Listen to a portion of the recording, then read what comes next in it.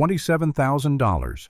That's what she said. I owed 27 grand in HOA dues, from before I was even born. I remember laughing at first, thinking it had to be a scam, until I saw the look on her face. Cold, confident, like she already knew she owned me. That was the moment my dream home turned into a goddamn war zone. I'm Adam Harris, 45, antique dealer and proud owner, temporary owner of what used to be Eleanor Blackwood's Lakefront mansion. A piece of history built in the 1920s, sitting on the water like something out of a Gatsby fantasy. After my divorce, after years of scraping by, that house was supposed to be my reset button. My shop. Timeless treasures. Finally doing well, savings in the bank. I thought I'd earned this. I thought buying that mansion was me finally winning at life. The realtor Sarah called it a special case, which is code for cheap but cursed. Quick claim deed, no warranty, old HOA that supposedly dissolved decades ago. I should have seen the red flags flapping in the wind, but love makes you stupid, doesn't it? The house had hand-carved banisters, stained glass windows catching the morning light, a porch that wrapped around like it was hugging you. $265 for all of it. I signed before I even finished reading the fine print. When the executor handed me the keys, he also gave me an envelope, yellowed edges, my name written in a spidery cursive. To the buyer, may you find what I could not finish. I remember thinking, weird old lady stuff, and tossing it into a drawer. Big mistake. The first few months were heaven. I fixed the deck, repainted the kitchen, restored the brass doorknobs. Every nail felt like redemption. Then one afternoon, while checking the basement, I found a locked metal box under Eleanor's old drafting desk. On the lid, scratched in fading letters, "For the next owner only." I couldn't open it, but it gnawed at me. Every night I'd stare at that damn box, wondering what was inside. March rolled around and life was good. The shop was steady. The house finally felt alive again. Until the day a silver-haired woman showed up at my door. Perfectly tailored navy suit, clipboard smile like a blade. "Mr. Harris, I'm Laura Moore, president of the Lakefront Estates HOA." She said it like royalty, announcing her title. I frowned. The HOA, I thought that was dissolved years ago. She clicked her pen. "It's been reactivated. And according to our records, your property owes $27,412 in unpaid dues and violation fees, some dating back to 1974. I laughed. "Ma'am, I was 3 years old in 1974. She didn't blink. "Then perhaps you'll want to discuss that with your attorney. Failure to pay could result in a lien and eventual foreclosure." She handed me a folder, official stamps, signatures, and photos of my house circled in red. Unapproved porch color. Unauthorized deck repair. Landscaping violations. She thanked me for my time and walked away like she'd just delivered pizza, not a financial death sentence. That night I sat at the kitchen table staring at the paperwork, disbelief turning into panic. My phone buzzed, a text from an unknown number. "Check Eleanor's lockbox. Key under the blue survey stake. Trust no one." I didn't sleep. At sunrise I was out there digging by the blue stake near the driveway. Sure enough, a small brass key. The lockbox popped open with a rusty click. Inside, old receipts, bank statements, handwritten letters. Eleanor had kept records of HOA payments. Rejected payments spanning 30 years. She'd been paying into a ghost HOA. Someone had been stealing that money. I brought it all to a lawyer, Roger Williams. He thumbed through the papers, sighing. "Technically, they can reactivate an HOA, and the documents look real. You could fight it, but that'll cost you more than they're asking." "So I just pay them?" I asked. He shrugged. "Might be cheaper." That night, I sat on the porch, beer in hand, watching the lake swallow the sunset. Maybe I was crazy.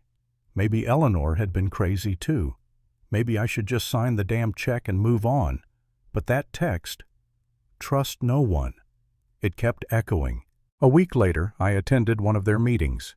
Basement of a church, buzzing lights, folding chairs. Laura presided like a queen at her throne.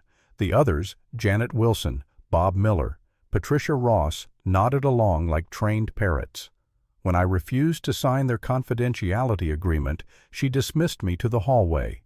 Through the cracked door, I heard her say, calm as ice, "The Harris property's worth 400 grand. After foreclosure, we'll profit $350. My heart slammed against my ribs. They weren't collecting dues. They were flipping houses using fake HOA debt as leverage. That night, I went home shaking sick with anger. I dug through every document I had comparing signatures. Laura's handwriting on old HOA forms didn't match the new ones. Forged, all of it. And I had just signed a payment plan with her name on it. I needed proof. I went back to Eleanor's basement, retracing the survey markers she'd drawn on her blueprints. Behind a loose brick, I found a waterproof envelope. Inside, 18 months of detailed records, names, dates, payments, and victims. Mrs. Peterson, Mr. Johnson, the Chen family. Dozens of homeowners tricked, foreclosed, destroyed. Eleanor had built a full case but never lived to expose it. When I confronted Laura, she smirked. Mr. Harris, defamation's a serious offense. I'd be careful. 2 days later, my antique shop's Yelp page exploded with 1-star reviews. Sells stolen goods. Under investigation. The bank called, citing irregularities. Within a week, my loan was recalled, my accounts frozen. And then came the voicemail, a distorted voice saying, "Drop the investigation or you'll end up like the others." I packed what I could and checked into a cheap motel. The smell of bleach, flickering light, a half-empty bottle of bourbon.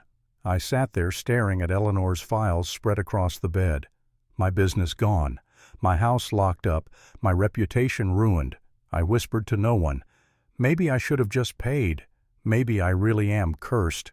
That was my lowest point. I almost deleted everything, walked away. But then, knock on the door. Janet, one of the board members, pale, shaking. "I can't do this anymore," she whispered. Harold Chen at County Records, he found forged signatures. Laura's covering her tracks.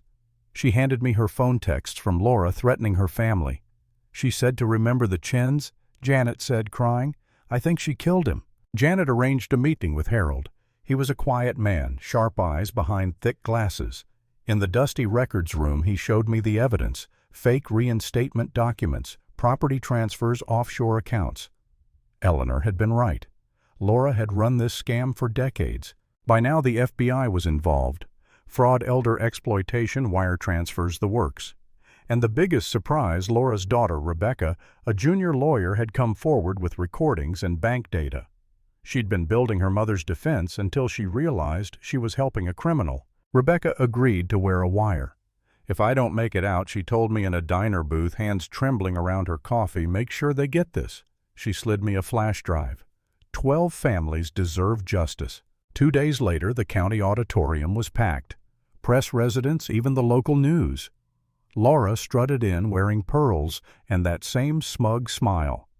She didn't know the FBI was already in the room. Harold stepped up first, presenting Eleanor's evidence charts, transactions.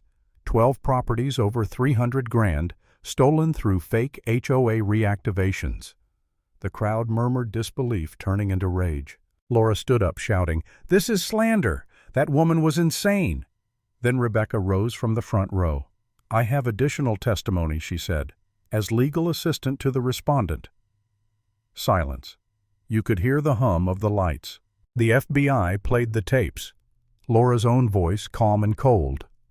"Once the lien clears, we transfer title through Lakefront Services, move the funds offshore, then I'm gone by Monday." Gasps. Someone screamed.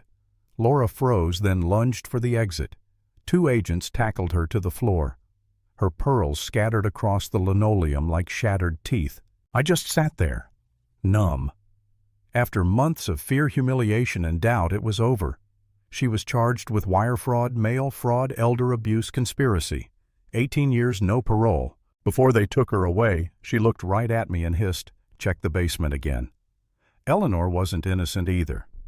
And maybe she was right, because later, digging through Eleanor's files, I found something else, proof she'd been secretly sending money to the Washington family, the original owners of the land. They'd been pushed out in the 60s by a city project.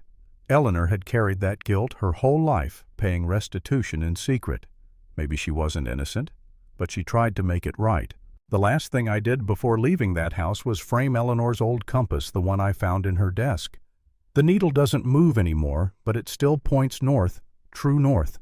And maybe that's the only direction that matters after all the lies and fear and greed. Because when everything falls apart, you find out what you're really made of. And sometimes doing the right thing doesn't fix your life. It just sets the compass straight.